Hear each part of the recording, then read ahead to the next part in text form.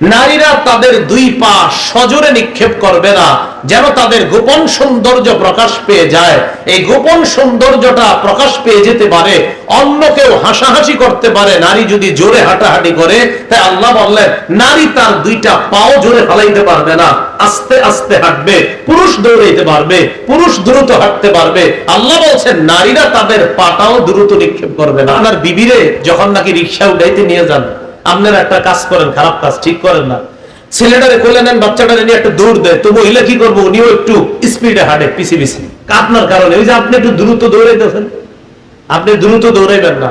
আপনি আপনার বিবিকে আস্তে ধীরে হাঁটার ব্যবস্থা করে দেন। আপনি দ্রুত দৌড়াবেন না, অটো পাবেন, রিক্সা পাবেন, বাস পাবেন, এশিয়া লাইন একটা চলে গেলে আরেকটা পাবেন ইনশাআল্লাহ। কিন্তু আপনার বিবি যে আল্লাহর হুকুম, নারীরা যেন তাদের পা সজোরে নিক্ষেপ না করে, আর এই সজোরে নিক্ষেপ করার কারণ যেন আপনি স্বামী না হন।